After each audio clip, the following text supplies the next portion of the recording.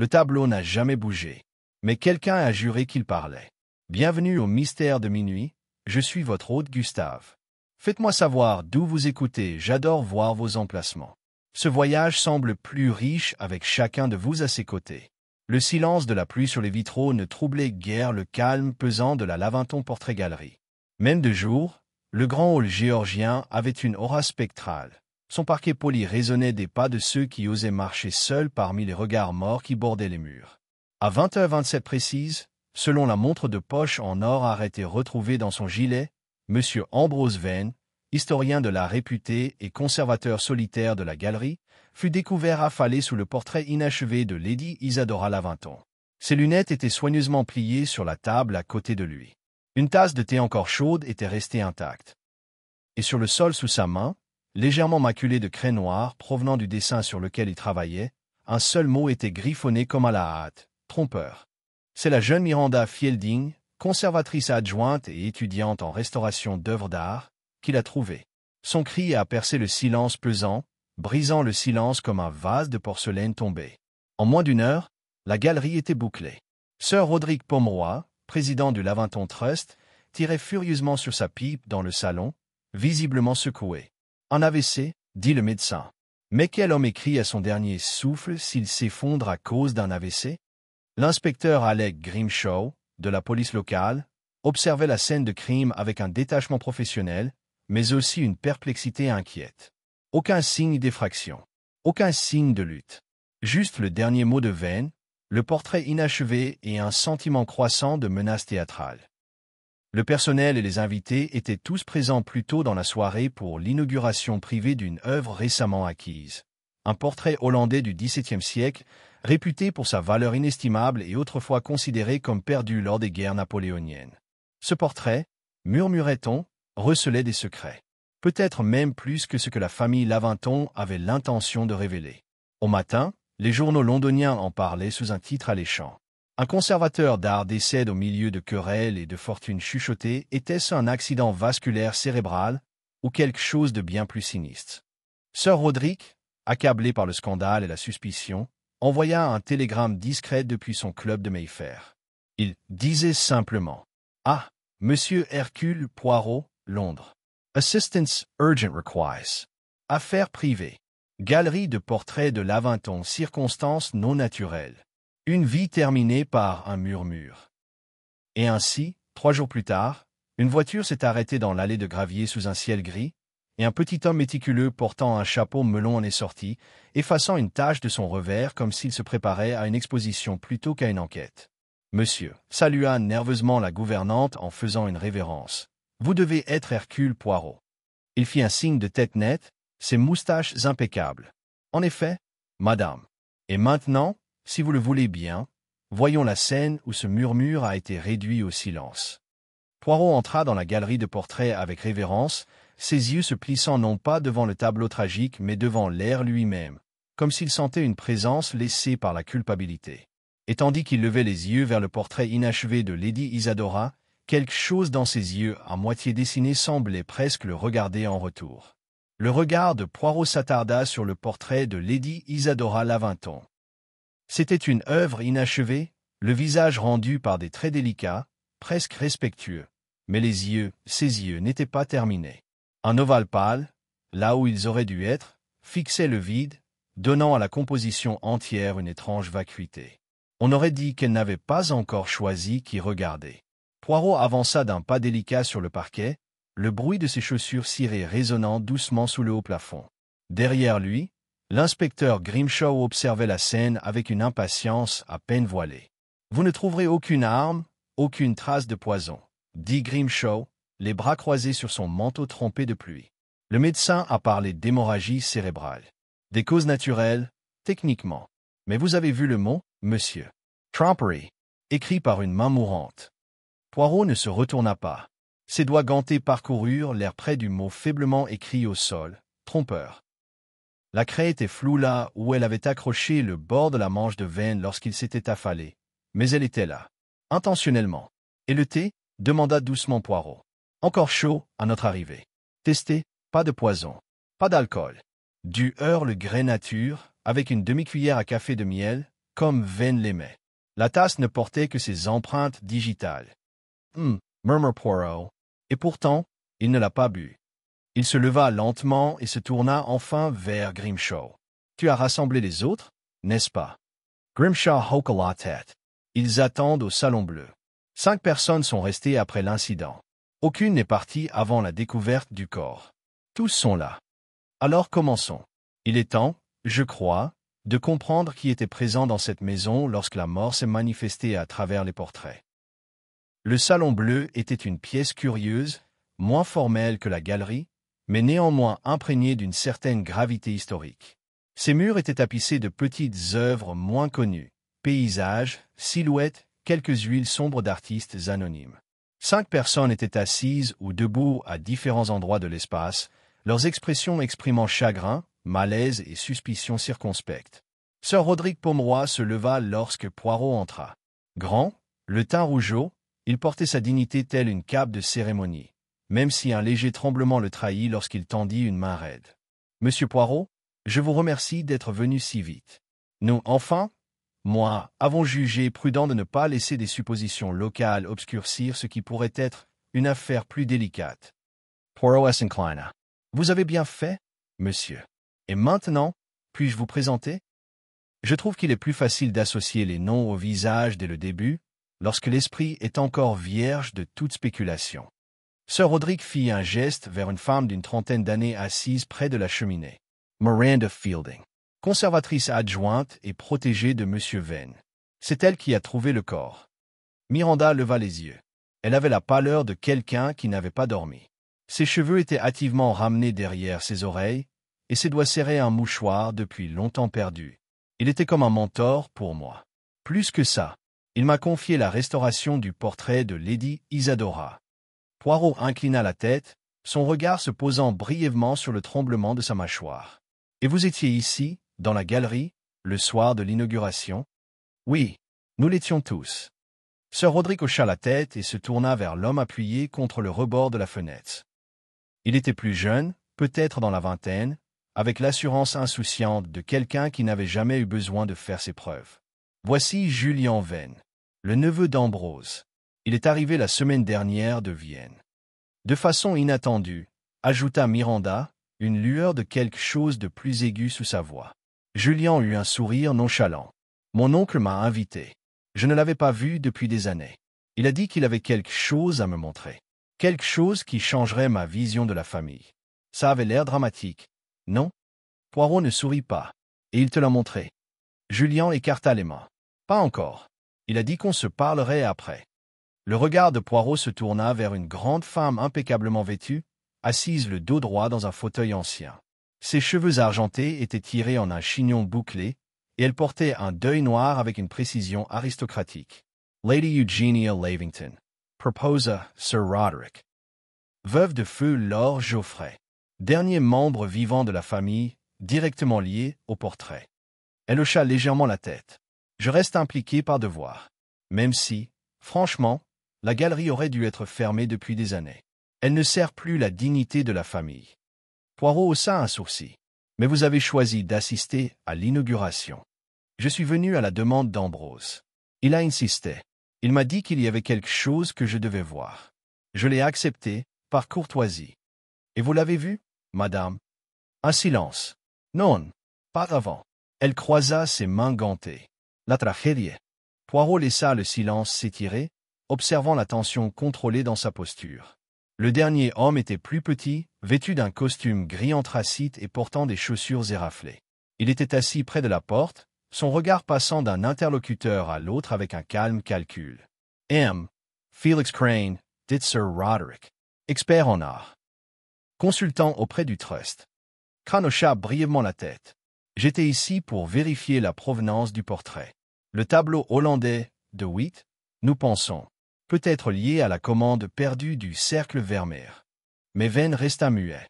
Il prétendit avoir découvert quelque chose dans le coup de pinceau. Poirot haussa les sourcils. « Un coup de pinceau, monsieur? » « Oui. Il a dit qu'il y avait un code secret. Un détail caché sous le vernis. Il allait nous le révéler. Mais ensuite, il a remis ça à plus tard. Il nous a dit d'attendre qu'il finalise ses notes. » Poirot tapota ses doigts. pensif. Donc, 3 personnes ont reçu des invitations privées pour voir les révélations de M. Venn, M. Julian Venn, Lady Lavinton et vous-même, M. Crane. Et pourtant, aucune n'a vu ce qu'il avait promis.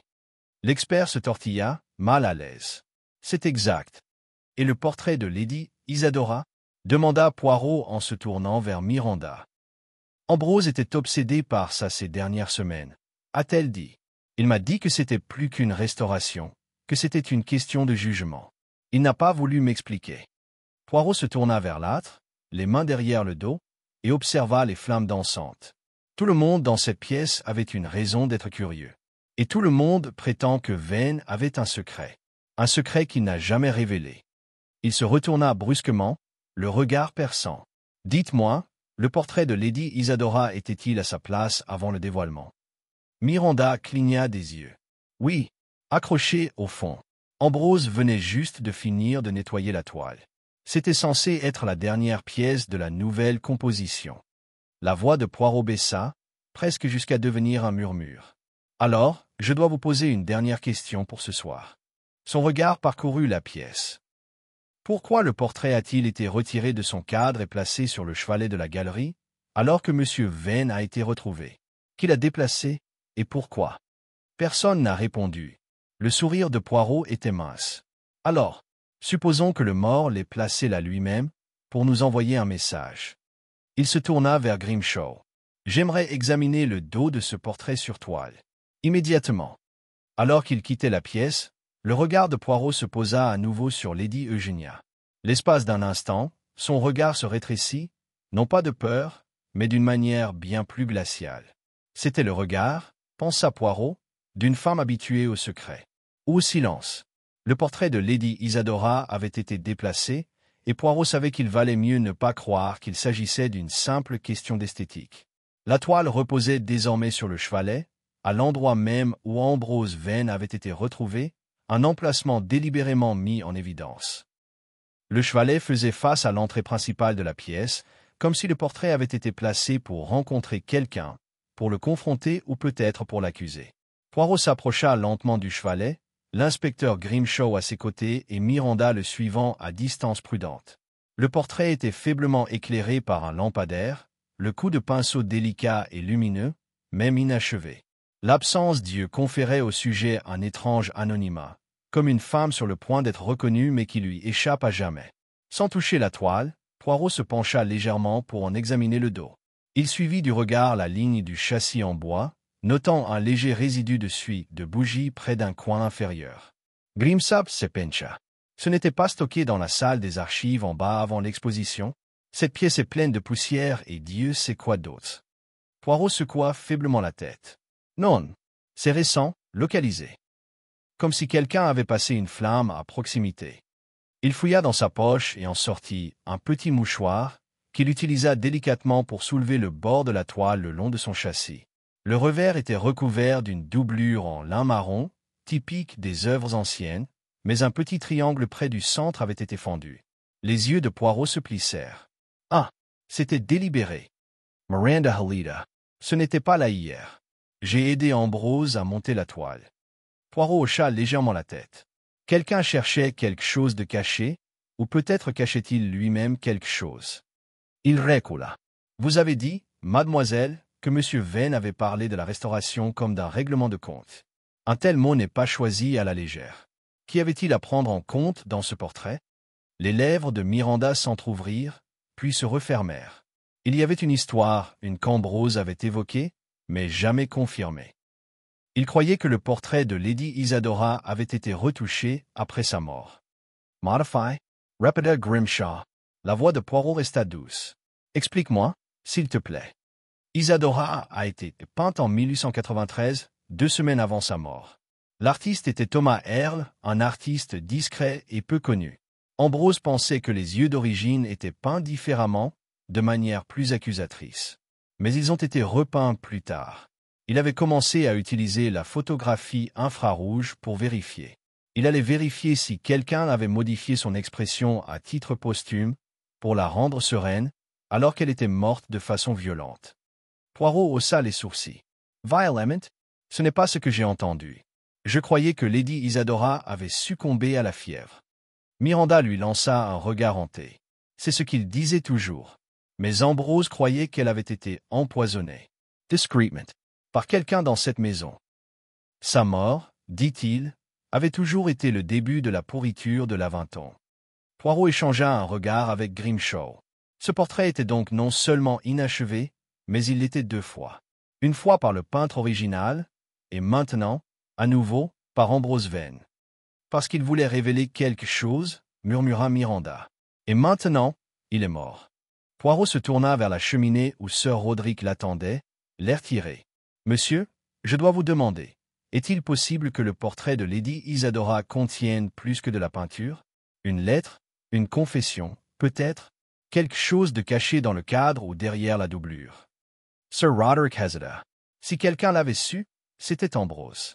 Il m'a dit un jour que certains portraits contenaient des histoires que les familles ne supportaient pas de publier. Des ratures, du symbolisme, des inversions de la vérité. Mais il n'a jamais dit ce qu'il avait découvert.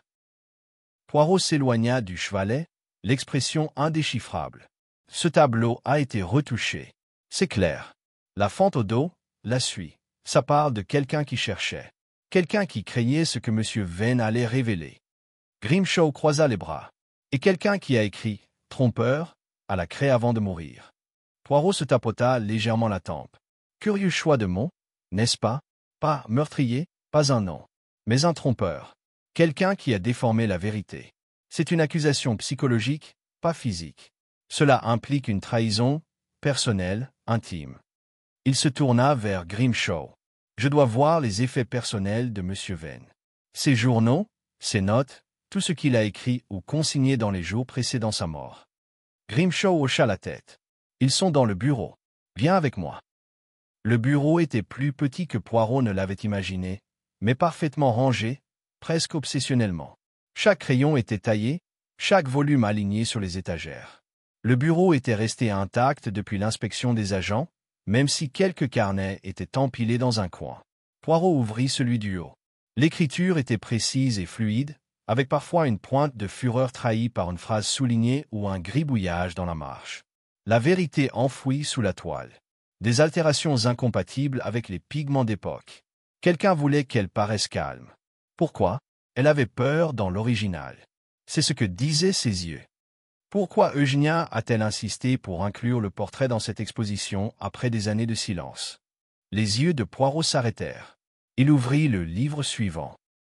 Il contenait des croquis, principalement des études de coups de pinceau et de superposition du tableau d'Earl, avec parfois des superpositions photographiques en niveau de gris. Une petite enveloppe avait été glissée entre deux pages. Elle n'était pas marquée, mais le papier à l'intérieur portait l'entête d'un cabinet d'avocats londonien. Poirot l'ouvrit avec précaution. À l'intérieur se trouvait une seule phrase, tapée à la machine. Le véritable héritier sera connu lorsque les yeux seront restaurés. Grimshaw fronça les sourcils. Qu'est-ce que ça veut dire? Poirot referma lentement le livre, une lueur dans le regard. Cela signifie, mon ami, que cette affaire n'est pas seulement une affaire d'art, mais aussi d'héritage. Il se retourna brusquement. Nous devons reparler à Julian Vane. Et à Dame Eugenia. De retour au salon, Julian était affalé dans le fauteuil autrefois occupé par sa tante. Il se leva à leur entrée. Poirot ne perdit pas de temps. Monsieur, quel était le lien de parenté entre votre oncle et Lady Eugenia Laventon? Julian pencha la tête, feignant la surprise. Tender. Cordial quand il le fallait. Elle lui en voulait de contrôler la galerie, il trouvait qu'il avait trop d'influence. Et t'a-t-il jamais dit pourquoi il t'a convoqué ici maintenant, après des années de silence? Julian hésita. Il a dit qu'il voulait modifier quelque chose dans son testament, que l'héritage de Laventon était plus vaste que je ne le pensais. Poirot s'approcha. Et a-t-il mentionné le portrait de Lady Isadora? Julian serra las lèvres. Seulement que c'était une clé. Que la galerie ne cacherait plus de mensonges. Poirot hocha la tête et se retourna juste au moment où Lady Eugenia entrait dans la pièce, comme si elle avait été appelée. Ses yeux scrutèrent le groupe avec un dédain froid. « Vous êtes un excellent interrogateur, monsieur. » Poirot s'inclina légèrement. « Je cherche simplement la vérité, madame. »« Et quand tu le trouveras ?» demanda-t-elle. Il sourit. Alors nous verrons qui a été trompé et qui a trompé les autres. Et à cet instant, le regard de Lady Eugenia croisa le sien, froid, posé et sans la moindre crainte. Mais Poirot, l'observant attentivement, aperçut une imperceptible lueur. Un calcul. Un tic sur les lèvres qui n'était pas dû au chagrin. Oui, pensa Poirot. Elle est habituée au secret, mais pas à être découverte. Dame Eugénie s'approcha de la fenêtre, se tenant dans un étroit rayon de lumière déclinante de l'après-midi. Elle ne proposa pas de s'asseoir et ne posa aucune question. Au lieu de cela, elle joignit les mains devant elle, telle une statue d'elle-même, imposante mais intouchable. Poirot l'observa un instant en silence. Il n'avança pas. Au contraire, il laissa le silence s'installer, invitant à l'inconfort, ou du moins à l'illusion d'une pression. Finalement, ce fut elle qui rompit le silence. « Tu crois que j'ai quelque chose à voir avec la mort d'Ambrose ?» Poirot inclina légèrement la tête. « Je crois, madame, que vous aviez quelque chose à perdre avec ces révélations. Ce n'est pas encore synonyme de culpabilité. » Elle esquissa un sourire fragile. « Le portrait. Toujours le portrait. » Poirot s'avança, les mains légèrement jointes dans le dos. « Vous avez insisté pour qu'il soit inclus dans l'exposition. Après des années de désintérêt. Pourquoi ?» Un éclair traversa son visage. « Parce que j'ai pensé qu'il était temps. La galerie a trop longtemps résisté. J'ai pensé que sa présence pourrait peut-être rappeler aux gens ce qui était autrefois respectable chez cette famille. Ou peut-être, madame, avez-vous cherché à contrôler le récit, à anticiper ce que Vane avait l'intention de révéler. » Dame Eugénia se retourna brusquement. Il se mêlait de choses qu'il ne comprenait pas. Des affaires de famille, des histoires de fantômes et des suppositions. « Et qu'est-ce qu'il n'a pas compris, précisément ?» demanda Poirot d'une voix douce mais insistante. Que la mort de Lady Isadora n'était pas due à la maladie. Que quelqu'un avait une raison de la réduire au silence. Sa bouche se serra, mais elle ne dit rien. Poirot poursuivit à voix basse. Monsieur Vane croyait qu'elle avait été assassinée, et que le portrait, examiné de près, contenait la clé. Le changement dans son regard, peut-être, ou quelque chose de plus concret. Un détail caché. Un symbole. La voix de Dame Eugénia devint froide. Ce portrait a été nettoyé et restauré par des experts pendant des décennies. Pas avec l'infrarouge, dit Poirot. Pas avec l'œil qu'Ambrose Vane a utilisé parce qu'il avait une motivation. Ni artistique, ni financière. Mais morale. Grimshaw s'approcha. Nous avons trouvé une lettre dans les papiers de Vane. Elle suggérait que le véritable héritier du domaine de Laventon serait révélé lors de la restauration de l'image originale. Pour la première fois, Lady Eugénia cligna des yeux. Un mensonge, dit-elle, sans toutefois être ferme. Un vieil homme désespéré qui s'accroche à des mythes. Ou un homme qui a enfin découvert la vérité, rétorqua Poirot. À propos de ta famille. À propos de l'héritage. À propos de Julien. Son regard se posa sur l'inspecteur. Vous pensez qu'Ambrose avait prévu de lui céder le domaine? Julien est un dilettante.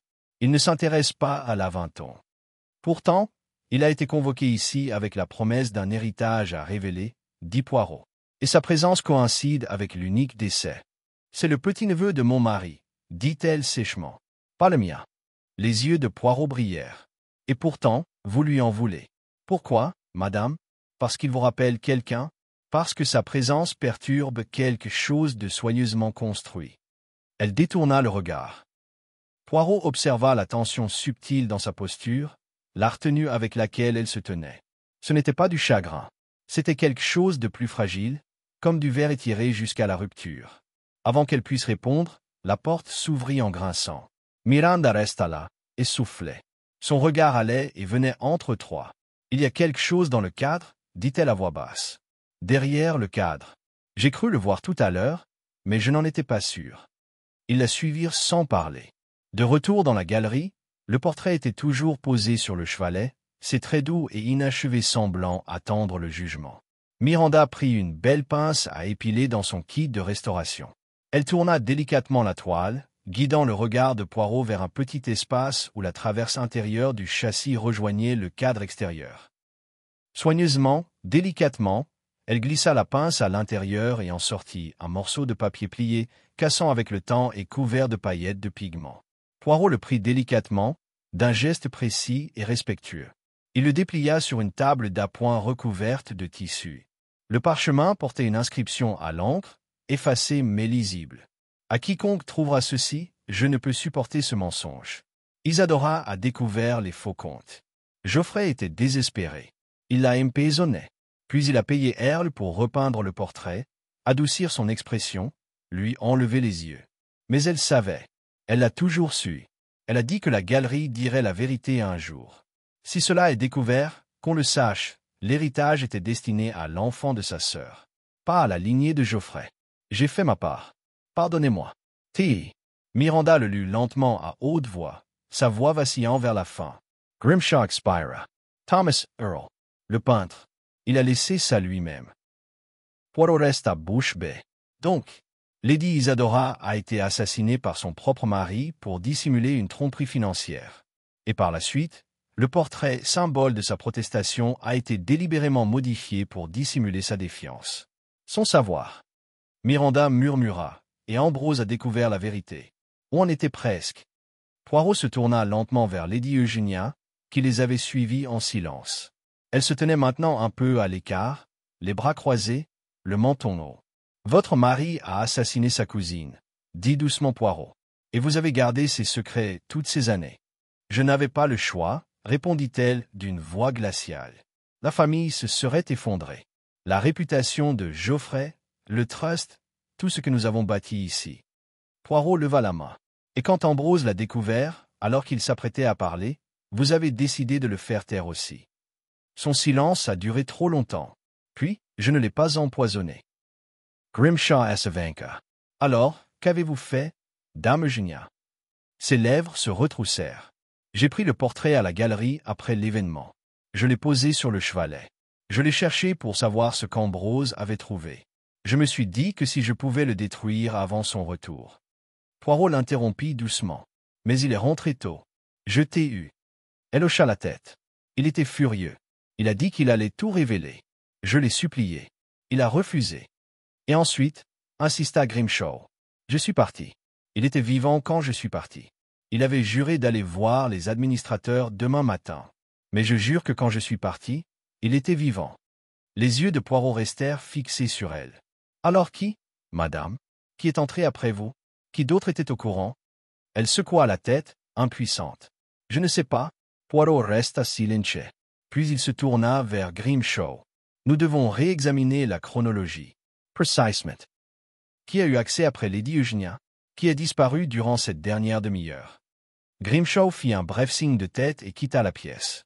Poirot se tourna une dernière fois vers le portrait. Dame Isadora, dit-il doucement, vous avez vu la vérité. Vous avez essayé de la dire. Et pourtant, même maintenant, quelqu'un craint votre voix. Il plia soigneusement la lettre et la tendit à Miranda. Il faut la remettre à l'avocat. Immédiatement. Et même s'il ne l'avait pas dit à voix haute, Poirot le savait, le tueur n'avait pas agi par cupidité seulement, mais pour préserver un mensonge, écrit avec des pigments, du vernis et le silence des morts. Grimshaw revint juste au moment où Poirot achevait une dernière inspection de la fente au dos du portrait, ses doigts flottants comme s'il hésitait à rompre le charme qu'elle provoquait. Le visage de l'inspecteur était marqué par ses pensées, et il tenait une feuille pliée du registre des incidents de la police. J'ai revu la chronologie, commença Grimshaw. Après l'inauguration à 19h30, les invités ont été raccompagnés. Venez rester dans la galerie. Vers 19h50, Lady Eugenia est entrée seule. Elle admet n'y être restée que 15 minutes. Poirot hocha lentement la tête. Et ensuite, Miranda Fielding a quitté le bureau de l'aile sud vers 20h10. Elle dit n'avoir vu personne dans le couloir, mais avoir entendu ce qu'elle a supposé être la voix de Vane. Elle n'est pas entrée dans la galerie, mais a simplement traversé le hall. Et puis elle est revenue à 8h27 et l'a trouvée, murmura Poirot. Mort. Grimshaw hésita. Il manque un segment. Entre le départ d'Eugenia et l'arrivée de Miranda. Une fenêtre de 10 à 15 minutes. Poirot se tourna vers lui. Qui ne peut pas expliquer ce temps? L'inspecteur jeta un coup d'œil à la feuille. Julian Vane. Il prétend être allé se promener dans les jardins. Seul. Miranda, toujours présente, se redressa brusquement. Ce n'est pas vrai. Je l'ai vu arriver par l'ouest juste avant d'entrer dans la galerie. Ses bottes étaient pleines de boue. Les yeux de Poirot brillèrent. Il était alors bien plus proche de la galerie qu'il ne l'admet. Grimshaw poussa un super. Il aurait pu revenir par le couloir de service. Il donne sur le fond de la galerie. S'il était entré par là, il aurait pu éviter d'être vu. En effet, dit Poirot à voix basse. Et si M. Vane a surpris son oncle et Lady Eugenia en pleine confrontation, il a peut-être entendu plus de choses qu'il ne le souhaitait. Il a peut-être appris que son prétendu héritage était un mensonge, que tout l'héritage reposait sur une lignée falsifiée. Miranda le fixa du regard. Tu penses que Julian a Tuesday Ambrose? Poirot fronça les sourcils, non pas par doute, mais par précision. Je pense que Julien n'est pas le jeune homme oisif qu'il prétend être. Il est venu ici, convoqué par une lettre lui offrant savoir, pouvoir, peut-être richesse. Au lieu de cela, son avenir est menacé par le portrait d'une femme morte et une vérité qu'il ne peut contrôler. Une voix perça la tension derrière eux. Vous êtes un véritable dramaturge, monsieur Poirot. Julien Vane se tenait sur le seuil, une tasse de thé à la main, son manteau en bandoulière. Il arborait le léger sourire d'un homme qui en sait trop pour être ébranlé. Poirot se tourna vers lui avec une courtoisie calme. « Et vous, monsieur, vous êtes remarquablement calme pour quelqu'un qui se trouve, peut-être, au centre d'un réseau de tromperie. » Julien prit une longue gorgée. « Et pourtant, tu ne sais toujours pas quelle est la supercherie, n'est-ce pas ?» Poirot ne sourcilla pas. « Vous avez menti sur votre position entre 8h15 et 8h25. Ce n'est pas contestable. » Julian soupira. « J'étais dans le bureau. Je fouillais dans les affaires personnelles d'Ambrose. Je n'en étais pas fier. Je me suis dit que s'il était sur le point de modifier son testament, je pourrais peut-être trouver quelque chose. Pourquoi ne pas simplement l'admettre avant? Demanda Grimshaw. Julien haussa lentement les épaules. Parce que ça a l'air aussi horrible que ça l'est. Et avez-vous trouvé quelque chose? Demanda Poirot. Non. Juste des carnets remplis d'une obsession pour Lady Isadora et le portrait. Julien marqua une pause. Il était en train de démêler les choses. Il pensait qu'un tableau pouvait réécrire l'histoire. Poirot s'avança vers lui, le regard perçant. « Tu as été le premier à savoir ce qui était caché, avant que Miranda ne découvre la fente dans la doublure. Avant que la lettre ne soit retrouvée. Parce que tu l'avais déjà lue, n'est-ce pas ?» La prise de Julien sur la tasse de thé changea. Poirot poursuivit, doucement désormais. « Vous avez trouvé la lettre cachée avant qu'Ambrose ne puisse la présenter. Vous avez compris ce qu'elle signifiait, l'héritage était invalide. Que votre prétention d'être le petit-neveu de Geoffrey Lavinton était une invention. L'enfant de la sœur d'Isadora, le véritable héritier, était quelqu'un d'autre. » Grimshaw se vainqua. « C'est un mobile, monsieur Vane. » Julien posa la tasse de thé sur le rebord de la fenêtre avec un tintement. « Et pourtant, je ne l'ai pas tué. » La voix de Poirot était plus basse que jamais. « Non? Alors qu'il a fait ?» Julien hésita. Poirot fit un pas en avant. « Je ne pense pas que vous ayez eu l'intention de le tuer. Mais je crois que vous l'avez confronté. Que la dispute a tourné à l'ex. Que vous l'avez saisi par le revers de sa veste, peut-être pour le secouer, et que, dans sa détresse, un homme déjà sous le coup du stress et d'une faiblesse cardiaque, il s'est effondré. Il est mort. » Julien déglutit. « Ça n'aurait pas dû se passer comme ça. » « Alors vous avez mis la scène en scène, dit doucement Poirot. Vous avez déplacé le portrait. Vous l'avez fouillé, espérant détruire ce qui, vous le craignez, vous ruinerait. Mais vous n'avez pas trouvé la lettre, elle était trop bien cachée. Vous avez donc abandonné le corps et attendu que Miranda le trouve. » Grimshaw expira. « Ça explique tout. Pas de poison, pas d'armes, juste la peur et une mort facile. » Poirot leva un doigt. « Non, mon ami. Cela explique la plupart des choses, mais pas tout. Car il y a une dernière tromperie, une dernière incohérence. » Il se tourna lentement vers Miranda. Elle s'est figée.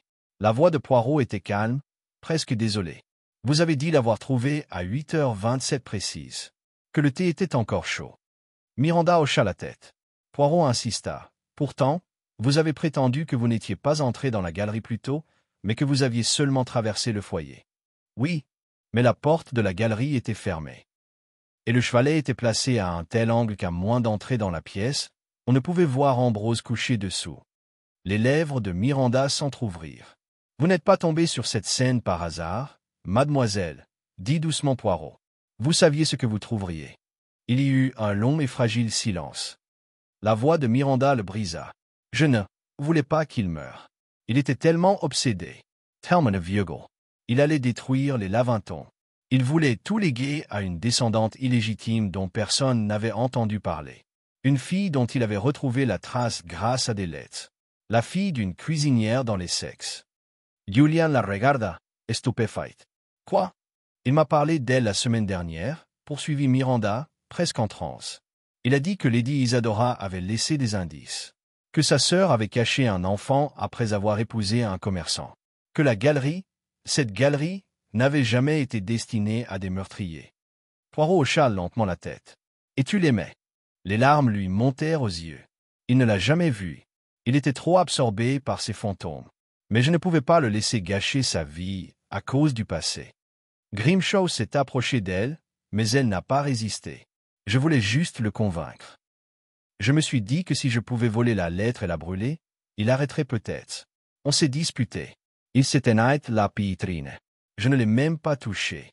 Il est tombé. Poirot baissa la tête. C'est souvent le passé qui tue, mademoiselle, pas les mains qui y plongent. Il se tourna une fois de plus vers le portrait inachevé de Lady Isadora. Et dans le silence qui suivit, ses yeux vides, toujours non peints, semblaient les regarder tous directement. Grimshaw posa une main ferme sur le bras de Miranda. Elle ne broncha pas, mais la tension sur son visage en disait plus long que toute résistance. Elle était pâle, plus pâle qu'avant, et ses mains, qui avaient toujours agi avec la délicate assurance de quelqu'un formé à restaurer des œuvres d'art sans laisser de traces, tremblaient maintenant de façon incontrôlable. « Je ne voulais pas que ça arrive », répéta-t-elle d'une voix creuse. C'était juste censé être une conversation. Je voulais qu'il entende raison. Qu'il arrête de courir après les fantômes. Poirot resta immobile, l'observant, non pas avec condamnation, mais avec une attention calme et inébranlable. Vous pensiez le protéger. Ou peut-être l'héritage qu'il avait passé sa vie à préserver. Elle hocha légèrement la tête. C'était plus que la galerie. Il allait détruire le nom de Lavington. Il pensait que révéler la vérité serait noble. Mais cela aurait tout détruit. Le trust, le domaine. Tout ce pour quoi il avait travaillé. Julian, debout à proximité, la regarda comme s'il la voyait pour la première fois. Tu savais tout ça? L'héritage? L'héritier originel? J'ai lu les notes, dit Miranda d'une voix à peine audible. Les documents qu'il gardait sous clé. Au début, je n'ai pas compris. Mais ensuite, j'ai trouvé une lettre qu'il avait écrite à un notaire. Il prévoyait de lui céder la propriété de la galerie. La jeune fille des sexes. Une inconnue. Aucune connaissance de la famille, aucun amour pour elle. Juste du sang. La voix de Julian était amère. Il m'a donc convoqué, non pas pour me nommer héritier, mais pour m'expliquer pourquoi je ne le serais pas. Miranda se tourna vers lui. Il pensait que tu comprendrais. Il pensait même que tu pourrais l'aider à gérer la transition. Il avait tort. Poirot traversa lentement la galerie, ses pas précis, résonnant faiblement sous les portraits silencieux. Il s'arrêta de nouveau devant le portrait inachevé de Lady Isadora. Il y a une leçon à tirer de tout cela, dit-il doucement. Une mise en garde, si vous voulez, contre le danger d'enfouir la vérité sous des couches de peinture. Tout comme on peut dissimuler un visage avec des coups de pinceau, on peut aussi enterrer l'histoire. Mais pas pour toujours. Tôt ou tard, quelqu'un verra à travers le vernis. Grimshaw s'éclaircit doucement la gorge, comme s'il hésitait à interrompre. Que se passe-t-il maintenant? Poirot se tourna vers lui. Les actes de Mademoiselle Fielding doivent être examinés par la justice. Bien que ses intentions n'étaient pas meurtrières, elle a dissimulé la vérité et falsifié des preuves. Que les tribunaux la jugent coupable de négligence criminelle ou seulement de panique et de manque de jugement dépendra de ce que nous découvrirons. Miranda s'assit lourdement sur le banc le plus proche. J'aurais dû le laisser parler. J'aurais dû laisser la vérité éclater. C'est toujours le cas, dit Poirot. Avec le temps, le portrait a raconté l'histoire, bien avant qu'on ne le craigne. Il y eut un long silence. Dehors, la pluie avait recommencé, douce et régulière. Les lumières de la galerie bourdonnaient faiblement au-dessus, projetant une douce lueur sur les tableaux qui les entouraient, témoins silencieux de la scène. Sir Roderick entra discrètement depuis le couloir. Son expression était grave, mais posée. On m'a dit qu'il y avait eu un développement, a-t-il déclaré. Poirot inclina la tête. En effet, l'affaire, comme vous le soupçonniez, était contre nature. Monsieur Vane n'a pas été assassiné au sens traditionnel du terme. Mais il a été détruit, fatalement, par la confrontation, la trahison et le poids de secrets trop longtemps refoulés. Sir Roderick Lysa et Chapper, un long supper. Alors, c'est fini. Poirot se tourna légèrement vers lui. Presque. Il s'approcha du vieux président et baissa légèrement la voix. Reste la question de l'héritage. Roderick Serraidit. Je pensais que l'affaire serait réglée. Discreetment. Ce ne serait pas juste, dit Poirot d'un ton neutre, et cela ne respecterait pas non plus les dernières volontés de M. Venn. Les documents doivent être remis aux autorités compétentes.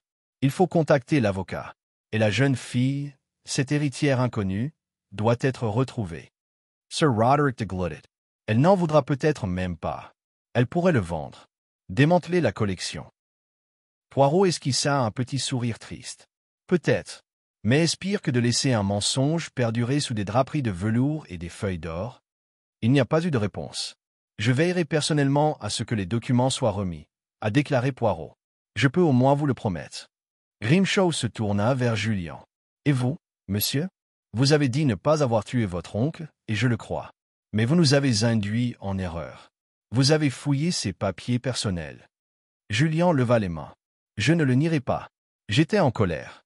Ambrose m'a convoqué ici avec une promesse grandiose, et puis j'ai découvert que je ne serais qu'une note de bas de page dans ses aveux. J'ai laissé mon orgueil prendre le pas sur ma décence. Poirot l'observa. Et maintenant? Julien détourna le regard, puis le reporta. Je m'en vais.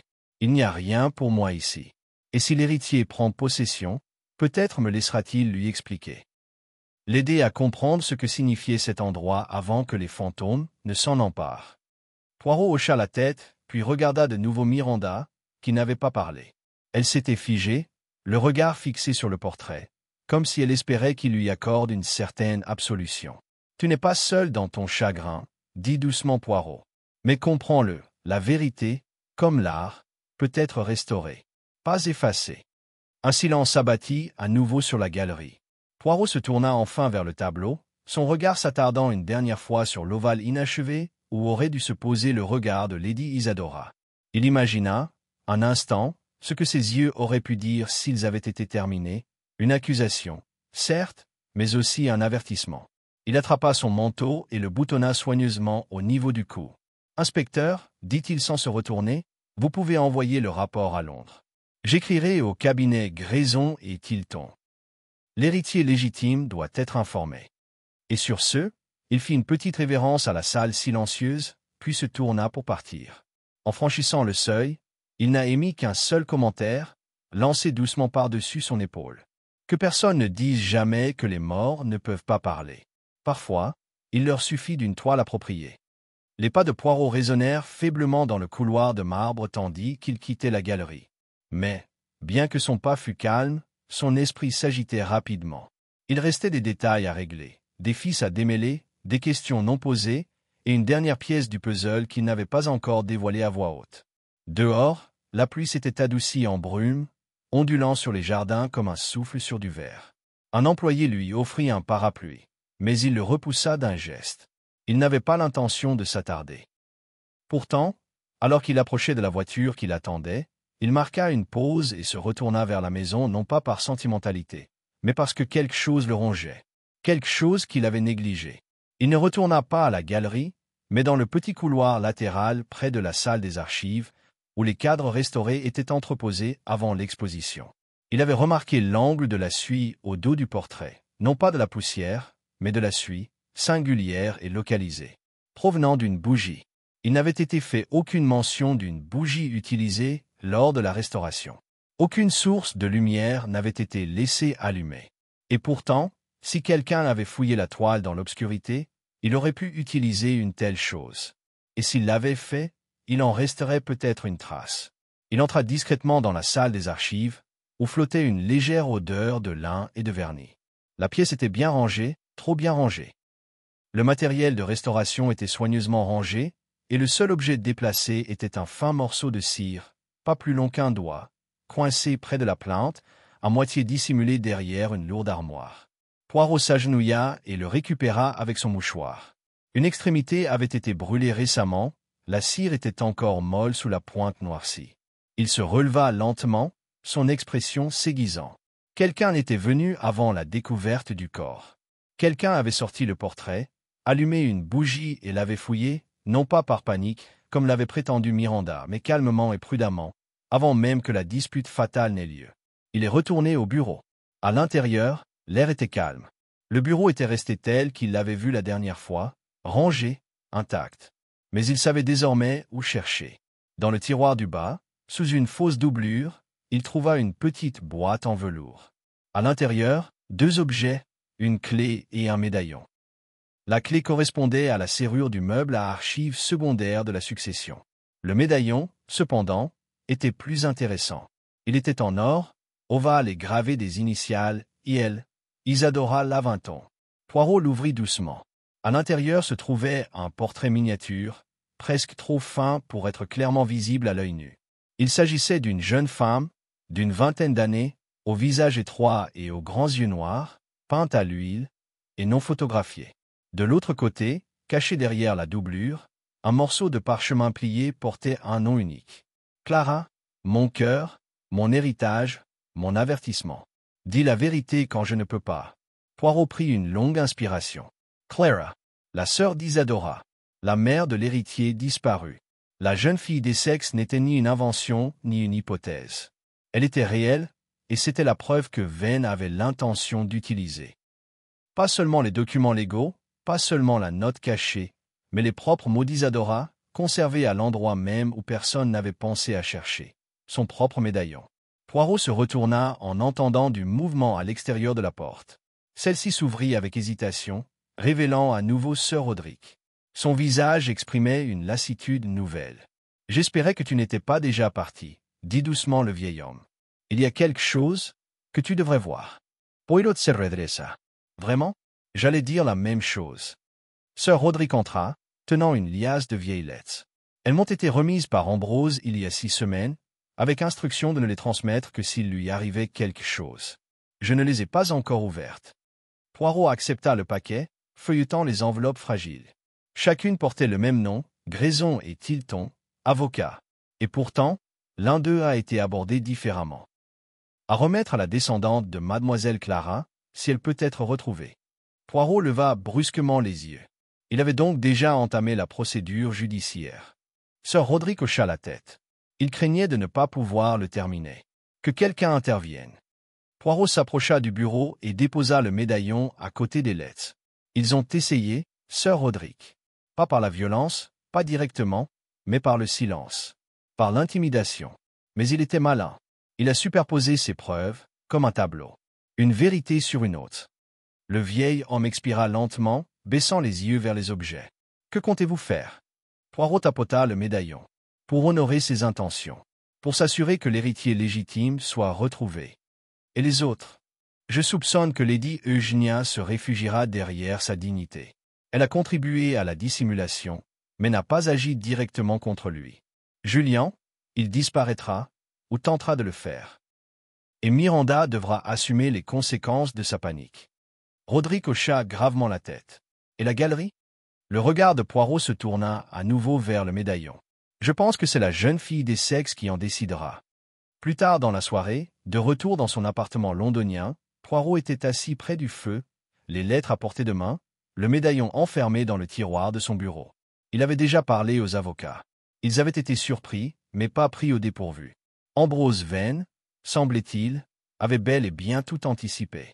Hastings, fraîchement rentré de la campagne, le regarda en clignant des yeux, sa tasse de thé à la main. Une galerie de portraits, des héritières empoisonnées, des médaillons cachés. Vous avez été très occupé. Poirot s'autorisa un sourire modeste. Mon ami, les gens croient que l'art est immobile. Mais rien ne remue le passé plus dangereusement qu'un portrait. Ils regardent vers l'extérieur. Ils se souviennent. Hastings but une gorgée. Et la fille, cette héritière, crois-tu qu'elle en voudra? Ce n'est pas à moi d'en décider. Il me suffit de dire la vérité. Il se leva et se dirigea vers la fenêtre, regardant la rue calme de Londres. Ambrose Vane a tenté de s'exprimer à travers la peinture et l'ombre. Mais il a laissé suffisamment de clarté pour que le reste soit visible. C'est tout ce qu'on peut faire, en fin de compte. Offrir la vérité et espérer que les bons yeux la trouveront. Derrière lui, le feu crépitait doucement. Et quelque part, loin des salles de marbre des cadres à huile de Laventon, une jeune femme allait bientôt ouvrir une lettre qui commençait par son propre nom oublié, et un héritage qui n'attendait qu'elle pour choisir de l'accepter ou non. Le lendemain matin, Poirot était assis devant lui, une enveloppe portant une adresse soignée et inclinée sur la table du petit-déjeuner.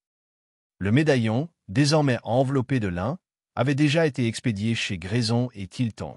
Les notaires organisaient une enquête discrète sur la famille de Clara Laventon, en commençant par consulter les actes de naissance et les registres d'orphelinat de l'Essex. La jeune fille, quelle qu'elle soit, ne resterait pas longtemps une ombre. Poirot remuait pensivement sa tisane. L'affaire, bien que touchant à sa fin, résonnait encore d'échos muets. Il avait résolu le mystère de la mort de Vane, certes, et découvert le chemin secret de l'héritage, mais quelque chose continuait de le tirailler, non pas le doute, précisément, mais une ligne inachevée dans la composition. Un non-dit dans les expressions de ceux qui restaient. Plus tard dans l'après-midi, un léger coup frappé à la porte attira sa logeuse, Madame Finch, une petite carte à la main. Un visiteur, Monsieur Poirot. Ce monsieur dit vous avoir rencontré à la galerie Laventon. Poirot a accepté la carte. Julian Vane. Il se leva sans hâte et ouvrit lui-même la porte du salon. Julien se tenait dans l'entrée, ressemblant moins au jeune homme confiant d'autrefois qu'à quelqu'un cherchant à s'installer en terrain inconnu. « Je suis surpris que vous soyez venu, » dit Poirot en lui offrant un siège. Julian S. Asset Lentamet. J'avais besoin de te parler, loin de la galerie, loin des autres. Poirot attendait. J'ai lu l'inscription sur le médaillon. Roderick me l'a montré. Clara, la sœur d'Isadora. Je n'en ai jamais entendu parler. Pas une seule fois dans toutes les histoires de famille.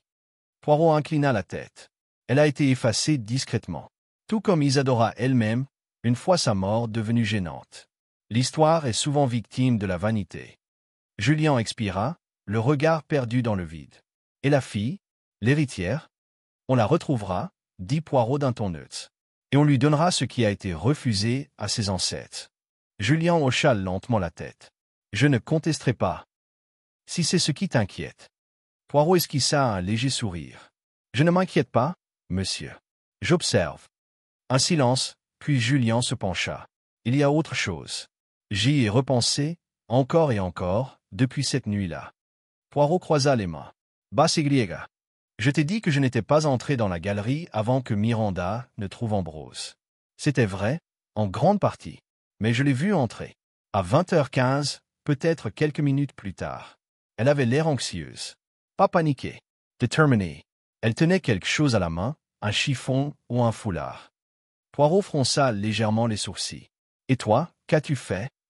J'ai attendu. Je ne voulais pas interrompre. Mais 5 minutes plus tard, j'ai entendu des voix. Sullivan. Un homme Ambrose. Et elle, qui le suppliait. Puis, le silence. Quand j'ai regardé à nouveau, la lumière dans la galerie avait diminué. Elle était partie. Alors je suis parti aussi. Tu n'as pas entendu un effondrement? Ni un cri? Demandado semen Poirot. Non, c'est ça le problème. Je n'ai rien entendu de tel. Juste, du silence. Ce n'est que plus tard que j'ai réalisé à quel point c'était étrange. Le regard de Poirot s'était affiné, mais sa voix restait douce. Vous croyez que quelqu'un d'autre a pu s'en prendre à Miranda? Julian hésita. Je ne sais pas. Mais quand Miranda est revenue quelques minutes plus tard avec son cri et son choc, ça m'a semblé un peu trop répété. Et il y a autre chose. Avant l'inauguration, j'ai vu Ambrose parler en privé avec Lady Eugenia. Il lui a tendu un petit objet, comme une clé ou un pendentif. Les yeux de Poirot se plissèrent.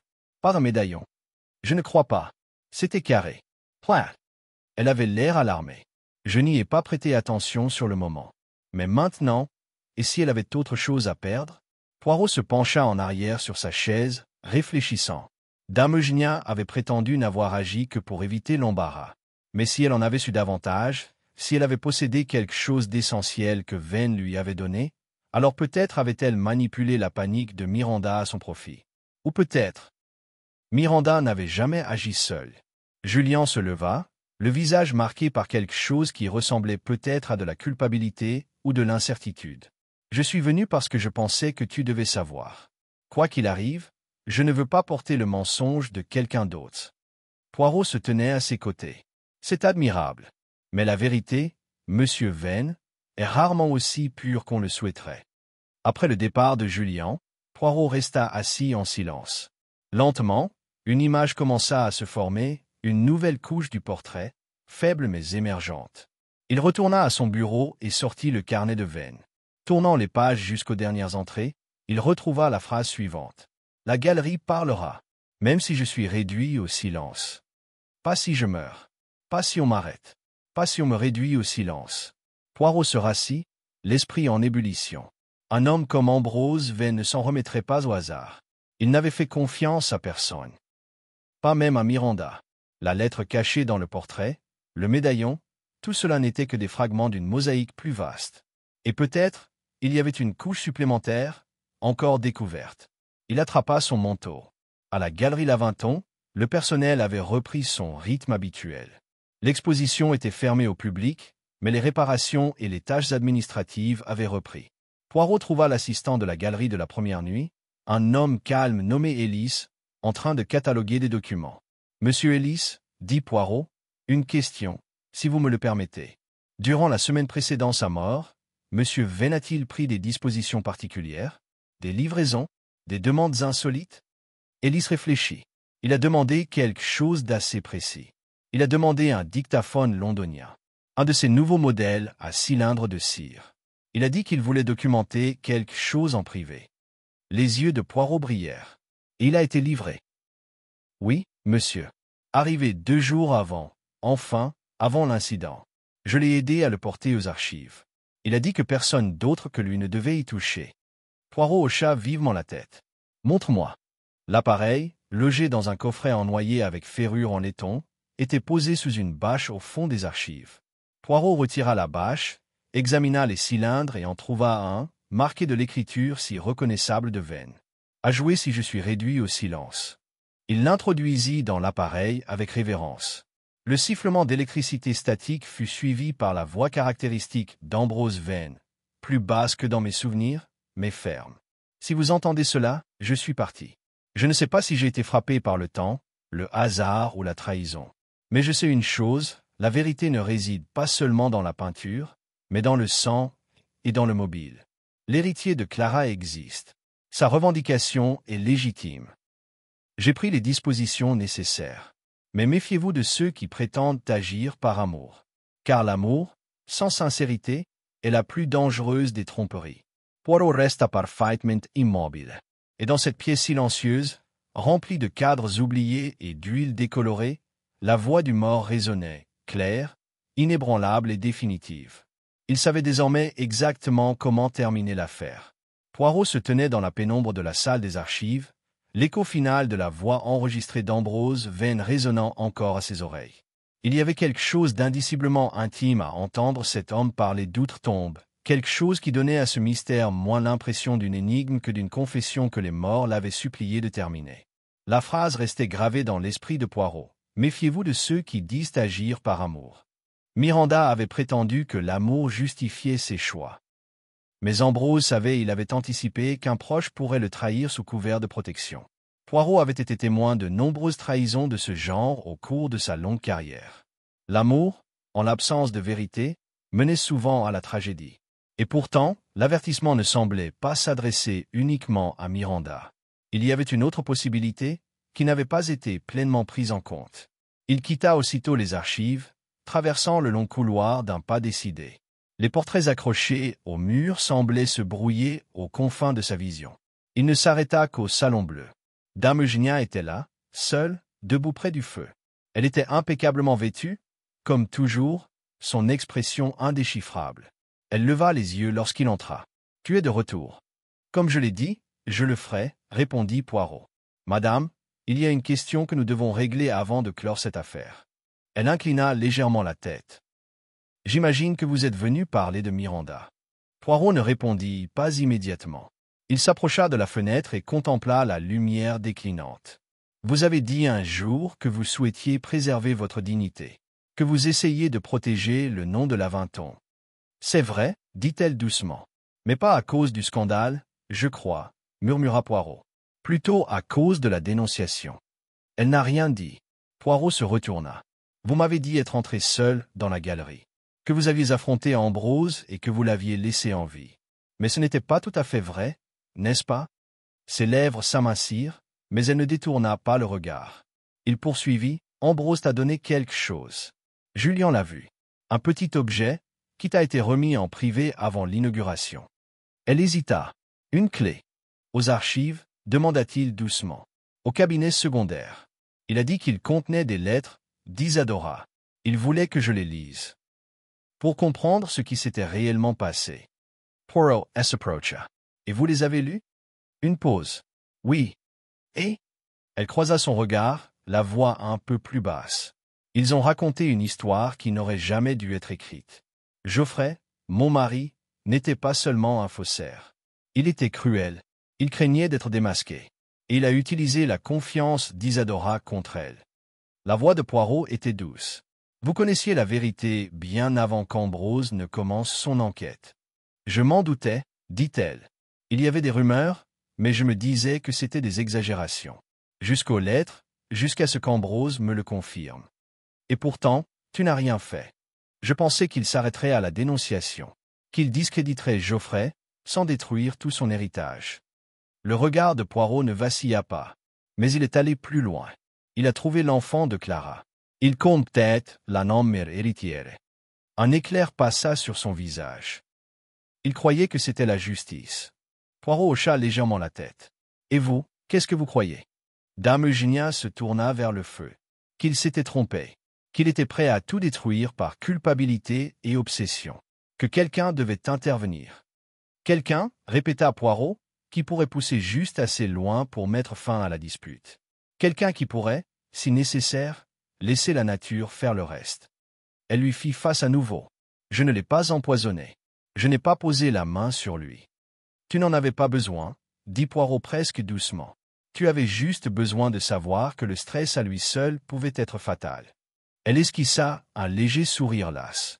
Il était déjà fragile. Miranda pensait le sauver de lui-même. Mais elle n'était pas la première à l'affronter ce soir-là. Poirot s'approcha. Tu es revenu après le départ de Miranda.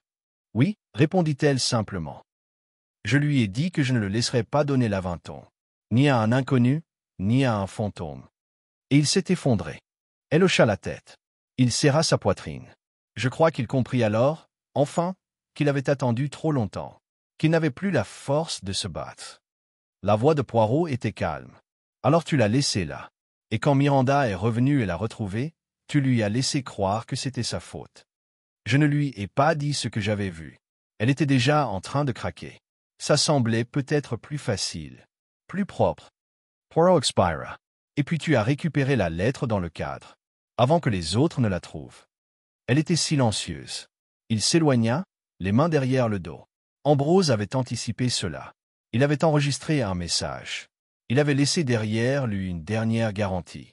La lettre n'était pas la seule trace de la vérité. Lady Eugénia tressaillit, très légèrement. Poirot regarda par-dessus son épaule. Il savait, madame. Il savait que le silence serait votre arme, comme il l'avait été dans votre mariage. Mais le silence, lui aussi, laisse des traces. Dame Eugénia s'installa dans le fauteuil. Les années semblèrent s'alourdir sur ses épaules. Alors, ça finit comme ça. Non, dit Poirot. Ça commence. Pour la fille des sexes. Pour l'Aventon, si tant est que ça puisse être autre chose qu'une galerie de fantômes. Et pour moi, demanda-t-elle. C'est à la loi de le déterminer, dit doucement Poirot. Mais je demanderai au magistrat d'examiner votre rôle avec honnêteté. Pas de poison. Pas de violence. Juste une omission et ses conséquences. Elle eut un rire cassant. L'omission est le crime le plus anglais, monsieur Poirot. Poirot esquissa un léger sourire triste. C'est aussi le plus dangereux. Il se retourna pour partir. Sur le seuil, il marqua une pause. J'ai entendu un jour quelqu'un dire que l'art est une mémoire préservée. Mais peut-être est-ce aussi une conscience. Et cette galerie, bien que bâtie sur la tromperie, s'est enfin souvenue de ce qu'elle devait faire. Il quitta la pièce sans un mot de plus, ses pas disparaissant dans le silence de l'Aventon Hall. Derrière lui, Dame Eugénia restait assise, seule avec son reflet dans la vitre froide. Ni accusée, ni absautée, seulement révélée. Poirot descendit le grand escalier de l'Aventon Hall avec une démarche posée et silencieuse, chaque pas résonnant faiblement dans le vaste espace. Il passa sous les portraits d'ancêtres désormais dépouillés de tout mythe, leurs yeux peints observant dans un silence nouveau, presque plaintif. La vérité avait été restaurée, mais non sans un prix, et non sans des cicatrices qui persisteraient bien plus longtemps que les murmures dans la galerie. Dans le hall, Grimshaw attendait près de la porte, chapeau à la main. Il semblait, lui aussi, en avoir assez entendu. « Elle t'a tout dit » demanda-t-il. « Elle a dit l'essentiel » répondit Poirot. « Elle a avoué une omission, pas une action. Mais l'omission, comme vous et moi le savons, peut influencer les événements aussi puissamment qu'une arme. » Grimshaw hocha la tête. « Et Miranda ?» Elle sera interrogée. Mais son rôle était de réagir, et non de planifier. Le tribunal pourrait se montrer plus indulgent à son égard qu'elle ne l'a été envers elle-même. Et Julian? Poirot s'autorisa un léger haussement d'épaule. Il ne porte aucune culpabilité pour la mort, mais il porte désormais la connaissance. La connaissance de la façon dont sa famille a bâti son héritage, et de la façon dont cet héritage doit changer. Qu'il l'accepte ou qu'il le fuit, tel est son fardeau. Grimshaw s'écarta tandis que Poirot prenait son manteau. Et l'héritier? Elle viendra, dit simplement Poirot en boutonnant soigneusement les revers de sa veste. Pas en sauveur, pas pour punir ou posséder, mais pour revendiquer ce qui lui revient de droit, et pour en décider. Il marqua une pause, redressant les manches. Elle pourrait tout vendre, ou en faire une école, ou laisser les portraits pendre dans la poussière et le silence. Mais le choix lui appartiendra. C'est pour cela qu'Ambrose s'est battu. Dehors, les nuages se dissipaient enfin, laissant passer une faible lumière ambrée qui adoucissait les angles aigus de la façade en pierre du manoir. Une voiture attendait au bord de l'allée, son moteur ronronnant doucement.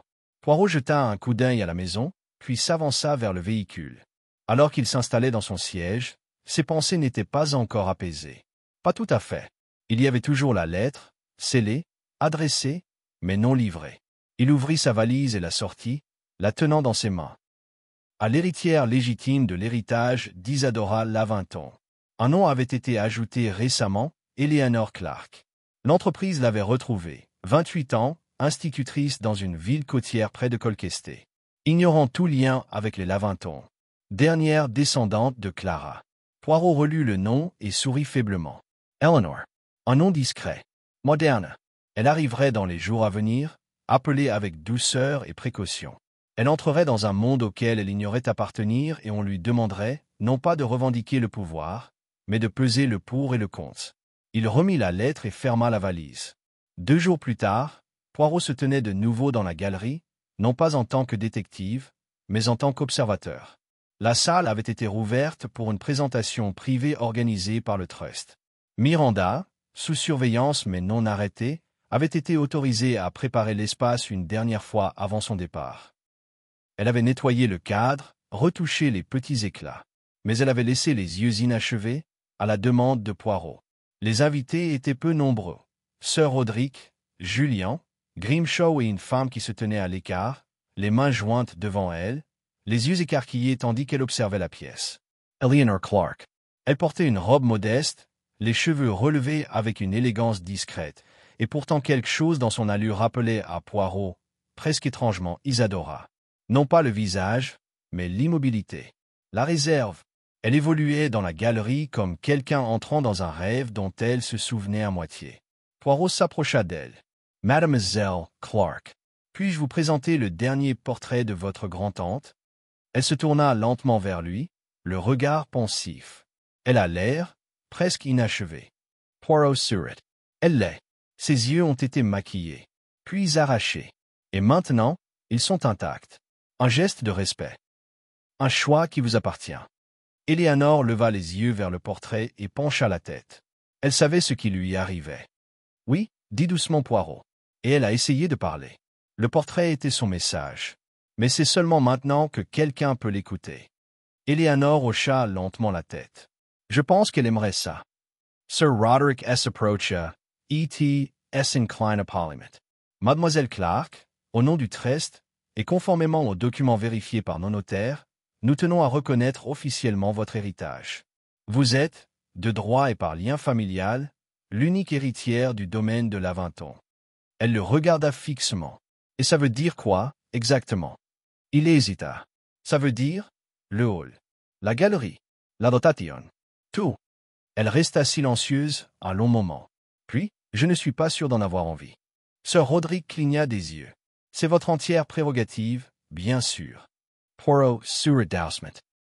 Peut-être, mademoiselle, pourriez-vous passer un peu de temps ici. Découvrir ce que ce lieu a à préserver. Et ensuite, décider. Elle hocha la tête. Je vais rester un moment.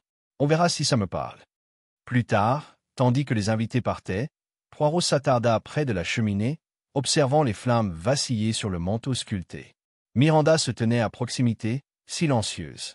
Elle avait peu parlé de toute la soirée, mais elle se tourna vers lui. Elle lui ressemble, dit-elle. Pas au niveau des traits, mais elle a la même gravité. Poirot hocha la tête. C'est étrange, n'est-ce pas, comme le sang trouve son écho. Miranda hésita. Nous pardonnera-t-elle? Elle ne vous doit rien, dit doucement Poirot. Mais elle pourrait vous offrir plus que ce que vous attendez. Miranda déglutit, puis se détourna. Poirot regarda une fois de plus les yeux inachevés du portrait d'Isadora. Tant de couches les avaient obscurcis, peinture, poussière, mensonge. Mais maintenant, ils étaient ouverts à l'interprétation. N'étaient plus effacés, n'étaient plus silencieux. Il ajusta ses menottes, fit un signe de tête en direction de la pièce et sortit dans l'air nocturne. L'affaire de la galerie Lavinton avait commencé par un murmure inachevé, fracturé, dangereux. Mais elle s'est terminée par quelque chose de rare, l'occasion d'un renouveau. Qu'une histoire, désormais enfouie, soit réimaginée non par ceux qui l'avaient volée, mais par celui qui en avait hérité honnêtement. Et enfin, et pour Hercule Poirot, c'était suffisant. À la fin de la semaine, le brouillard s'était dissipé sur Lavinton Hall, à la fois le voile qui recouvrait souvent le domaine au petit matin et le voile plus persistant du secret qui hantait ces salles depuis des générations. Un silence s'installa, non pas le silence inconfortable d'une culpabilité cachée, mais une paix acquise par la vérité. Poirot revint une fois de plus, non pas pour l'interroger ou la confronter, mais pour conclure. Il trouva Eleanor Clark dans la bibliothèque exposée à l'ouest, assise près d'une des hautes fenêtres, le regard fixé non sur un livre, mais sur le parc du domaine. Elle se retourna à son approche avec un petit sourire. « Je suppose que c'est le moment où je demande ce que je suis censé faire ensuite, » dit-elle, à moitié enjouée, à moitié sincère. Poirot inclina la tête. « Seulement si vous souhaitez être informé. Vous n'avez aucune obligation. Vous pouvez partir, vendre le domaine, démanteler la galerie ou la préserver. » Eleanor hocha la tête, pensive. J'ai lu les lettres. D'Isadora. De Clara. Elles sont incroyables. Terrifiantes, parfois. Mais puissantes. Poirot s'assit à côté d'elle. Oui, il parle de résistance, de voir clair là où d'autres choisissent la cécité. Et de payer le prix d'avoir parlé trop tôt ou pas assez fort. Elle se tourna vers lui. Tu savais tout depuis le début? Non, dit-il doucement. Mais je savais qu'il y avait quelque chose de mal dans la façon dont la vérité avait été traitée.